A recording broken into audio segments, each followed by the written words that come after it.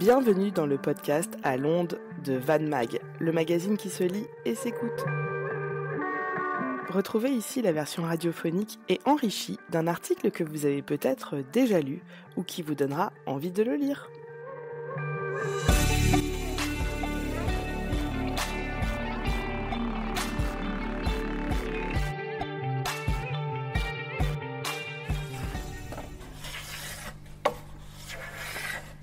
On pousse les portes de l'atelier menuiserie de la ville de Vannes.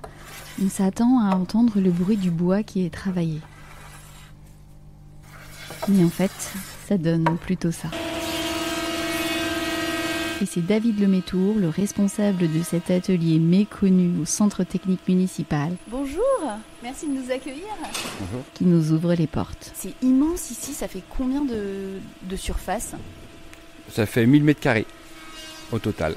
C'est un des plus grands ateliers de la ville de Vannes. Oui, c'est ça. À la ville de Vannes, il y a 7 ateliers dont fait partie l'atelier menuiserie. On est 7 ateliers du bâtiment. Les couvreurs, les serruriers, les peintres, les maçons, les plombiers et le service électricité bâtiment. David, vous nous emmenez voir vos collègues ? D'accord, je vais vous montrer mes 2 collègues qui sont présents en ce moment, Serge et Xavier.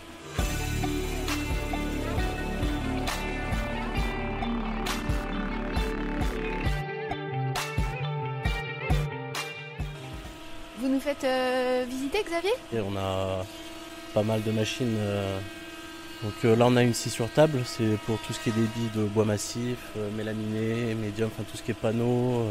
La plupart du temps, quand toutes les machines sont allumées, on dépasse les 90-100 décibels. Donc les casques anti-bruit sont de rigueur. Ça sent bon le bois chez vous ? Le bois, la colle. C'est vrai que le bois massif, en général, c'est un peu plus rare qu'on le travaille. On travaille souvent du mélaminé, du médium, ou c'est du bois reconstitué. Lui, c'est Xavier, 38 ans, dont 13 ans passés à la ville.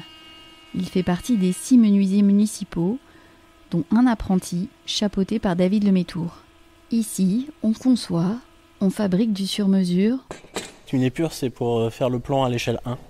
Alors en vue de dessus, en vue de coupe, c'est pour se rendre compte des dimensions et puis voir précisément comment vont s'agencer les morceaux entre eux, quoi. On entretient aussi l'existant, les bâtiments municipaux, les écoles, les crèches, les salles de sport. Caissons, plan de travail, portes, tiroirs, voir les espaces, les jeux.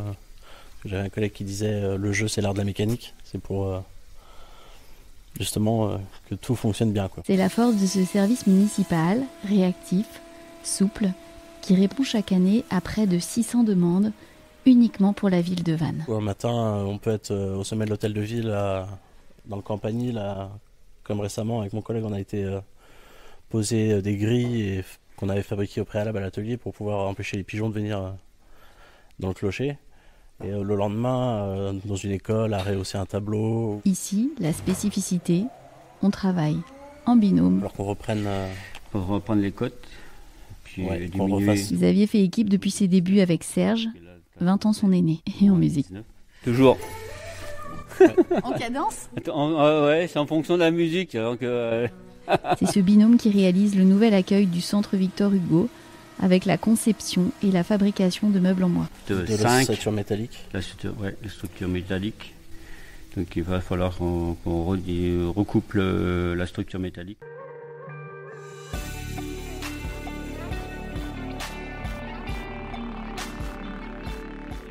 Vous êtes l'un des services les plus sollicités à la ville de Vannes. Qu'est-ce qui vous plaît le plus dans ce métier-là, finalement, Serge ? Ce qui m'intéresse le plus, c'est surtout la fabrication, la mise en place, comme on fait pour Victor Hugo, là, la fabrication de A à Z et s'adapter en fonction des situations.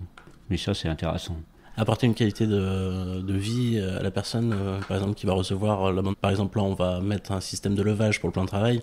C'est-à-dire que la personne, si elle a envie de travailler debout, c'est plus ergonomique, quoi. C'est un service finalement qui contribue aussi à un certain bien-être finalement par vos aménagements, par votre patte. C'est-à-dire tout à l'heure vous me parliez que vous fabriquiez aussi des box pour les enfants autistes. Là c'est pour que les bureaux soient plus ergonomiques. Ah bah oui, ça permet d'améliorer la qualité de vie des usagers, quoi. Même comme vous le disiez pour les enfants autistes, ça donne un sens au métier de menuisier, quoi. On sait pourquoi on travaille et on voit les améliorations. En plus, L'enfant qui en a bénéficié, c'était mon voisin du dessous, je le savais pas. Et sa mère est venue me remercier en me disant que grâce à ce système de box, c'est vrai que les enfants sont plus concentrés. Et ça fait plaisir de voir que ce qu'on fait, c'est utile. Ici, tu as la talonneuse qui fait des tenons. Après, c'est pour faire les épaisseurs. Qu'est-ce qui vous a poussé à être menuisier? Mon grand-père, je pense. Quand j'étais petit, j'ai des photos de lui et moi, à 3 ans, en train de monter sur un escabeau. Donc, je sais pas, inconsciemment, j'ai pris le relais. Moi, posé dans un vieux fauteuil aviateur, en train de le regarder travailler sur un de ses chantiers, sur la presqu'île de Quiberon, parce que je suis originaire de Quiberon. Et de le voir travailler, fabriquer les choses de ses mains. Moi, je suis tombé dans les copeaux parce que mon père était menuisier artisan. Donc, j'étais tombé dedans. Donc, malheureusement, il fallait que ce soit mécanicien ou menuiserie. Donc, il fallait que je choisisse. Donc, comme j'avais toutes les machines à la maison, donc j'avais des pièces à faire à l'école. Et puis, si je n'étais pas bien fait, je recommençais à la maison. Sachant que j'ai été noté par mon père, mon frère, qui était menuisier aussi, mon père, mon grand-père, à la sortie de l'école. Donc c'est un métier familial chez vous? Chez moi, oui. Au total, il y a combien de machines ici? 6, 7, 8 et tout ce qui est portatif aussi. Mais non, l'avantage qu'on a maintenant, c'est des 6 sauteuses à pile et 6 circulaires à pile. Ça permet de pouvoir avoir une autonomie plus importante et en même temps éviter d'avoir le groupe à hydrogène qui fait du bruit derrière. Menuisier, c'est de travailler en équipe? Ah bah oui, c'est le travail d'équipe. De toute façon, on fait pas grand-chose quand on est tout seul. C'est vrai qu'on travaille avec des panneaux qui font 2 mètres de haut par 3 mètres de long, donc si on est tout seul à les porter, on finit vite sur les rotules. Et puis même pour la pose, pour tout, même quand on a besoin d'un conseil, on demande. On connaît pas tout, donc... tous nos établis avec nos outils portatifs ou nos caisses à outils. Vous montrez le vôtre? Ouais. Allez.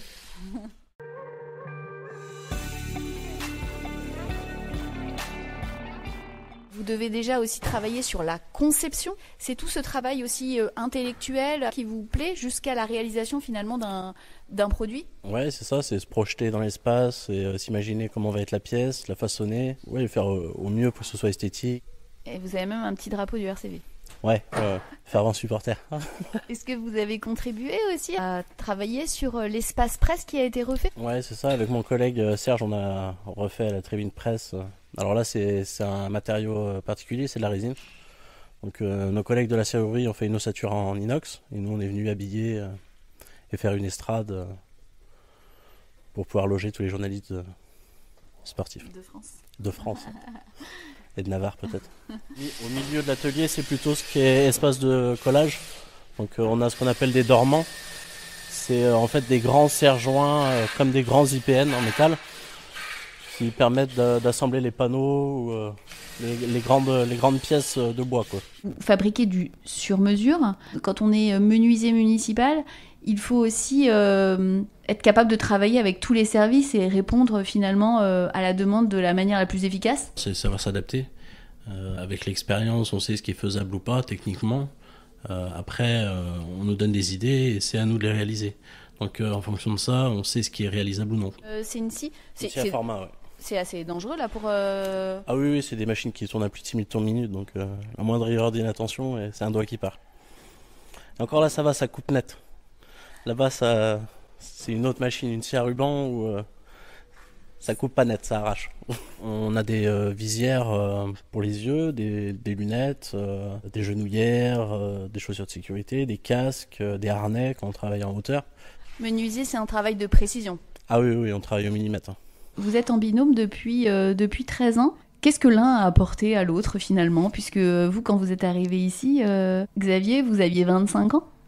Ça fait me poser des choses. C'est vrai que lui, il a plus de recul avec l'expérience. Quand il y a une situation où il faut savoir s'adapter, comme il dit, il a l'habitude de dire, c'est un MacGyver. C'est un couteau suisse, on peut lui demander beaucoup de choses et il saura s'adapter. Et vous, Serge? Moi, l'avantage qu'il a, c'est qu'il a une nouvelle façon de faire, une façon de travailler, des nouvelles techniques aussi. qui me permet aussi de pouvoir ne pas rester sur mes acquis, et puis ça permet aussi d'avoir des évolutions dans la carrière, et puis en même temps des connaissances personnelles qu'il avait que moi je connaissais pas du tout. La tradition ici, c'est que chacun fabrique sa caisse à outils. Ouais, ça permet d'avoir notre propre réalisation et notre fonction de ce qu'on a besoin et notre façon de faire. Qu'est-ce que vous utilisez comme type de matériaux au quotidien ? Des panneaux en laminé, en médium. Là, je suis en train de faire du stratifié. C'est une feuille de résine qui est plaquée sur de l'aggloméré. Des panneaux de plexiglas, panneaux en résine pour faire des cloisonnettes de WC, par exemple, dans les écoles, pour les sanitaires. Le médium aussi, pas mal, pour faire les plaintes et tout ce qui est à peindre. Du contreplaqué. Comment votre service, votre atelier s'inscrit dans une démarche environnementale au quotidien ? On a mis en place un système de tri pour les plastiques, les déchets alimentaires ou les métaux, le bois massif, j'entends, et tout ce qui est système on a une aspiration avec des copeaux qui partent. Tout ce qui est produits chimiques aussi, on a un local où on envoie ça au magasin pour que ce soit retraité derrière. Et ça, c'est un plan de travail qui va servir au centre Victor Hugo. Tout à fait. Donc ça permet de pouvoir avoir un aspect de l'imitation bois, tout en étant plus facile à nettoyer et pas trop fragile. Il y a aussi un aspect qui est important, c'est la dimension de la transmission. Vous accueillez un apprenti en ce moment ? Oui, on accueille un apprenti, Sofiane. Ça va faire 2 ans maintenant. Il a réalisé sa pièce là pour son diplôme. Donc ça se passe bien. C'est quoi comme pièce qu'il a ? Une table basse. Ouais, en bois massif. Donc non, il va avoir son diplôme, je pense. La moyenne d'âge est assez finalement basse, on est autour d'une 30aine d'années. Ouais, c'est ça, ouais. On a 3 anciens qui sont partis en retraite là, il n'y a pas très longtemps. Et ça a permis de ramener du sang neuf, quoi. Donc finalement, c'est pas forcément l'idée qu'on s'en fait des métiers de bâtiment en disant c'est plutôt des anciens. Non, une moyenne d'âge assez jeune, donc finalement un métier qui finalement n'est pas si désuet que ça. Ah non, puis c'est vrai qu'on a un parc machine qu'on essaye de renouveler assez régulièrement. On a des machines neuves, on a des façons de faire différentes. C'est vrai que les technicités évoluent, du coup on s'adapte et non, c'est un métier qui demande de l'adaptation et de l'évolution. Tu te verrais pas passer ton temps derrière un bureau ? Ah non, ce serait impossible. 8 heures assis derrière un bureau, non. On voit bien certains... Puis la mentalité aussi des gars du bâtiment, c'est quelque chose... quand on a quelque chose à dire, on est franc et on dit les choses, quoi. Alors des fois ça plaît pas, ça va au clash, mais une fois que les choses sont dites, en général ça se passe bien. On est plutôt des hommes de l'ombre. Quand on fait quelque chose, les gens ne voient pas ou ne savent pas. Que c'est vous. Voilà, ouais. Et ça vous plaît de travailler dans l'ombre ? Bah oui, c'est sûr qu'on n'est pas des... On n'est pas des vedettes, quoi.